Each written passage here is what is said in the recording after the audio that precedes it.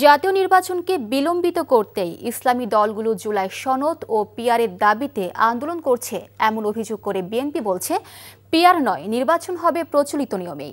আর ইসলামী দলগুলো বলছে প্রচলিত নিয়মে ক্ষমতার পালা বদলের জন্য বিপ্লব হয়নি, নির্বাচন হতে হবে জুলাই সনদের ভিত্তিতে। পিআর ও জুলাই সনদ বাস্তবায়নের দাবিতে চলমান আন্দোলনকে রাজনৈতিক কৌশল হিসেবে দেখছেন রাজনৈতিক বিশ্লেষকরা। আরও জানাচ্ছেন ওবায়দুল্লাহ মামুন। গেল বছর ফ্যাসিবাদ বিরোধী আন্দোলনে এক কাতারে জমায়েত হয়েছিল আওয়ামী বিরোধী সব রাজনৈতিক জোট। কিন্তু ত্রয়োদশ জাতীয় সংসদ নির্বাচন যতই ঘনিয়ে আসছে, এই রাজনৈতিক দলগুলোর মধ্যে বিভেদ আর পারস্পরিক মতানৈক্য ততই বাড়ছে। বিভেদের মূলে রয়েছে পিআর ও জুলাই সনদ বাস্তবায়ন ইস্যু। সম্প্রতি রাজপথে আন্দোলনে নেমেছে ইসলামপন্থী বেশ কয়েকটি রাজনৈতিক দল। এ আন্দোলনকে অযৌক্তিক দাবি করে বিএনপি বলছে, পিআর পদ্ধতিতে ভোটাররা সরাসরি তাদের জনপ্রতিনিধি নির্বাচন করতে পারেন না।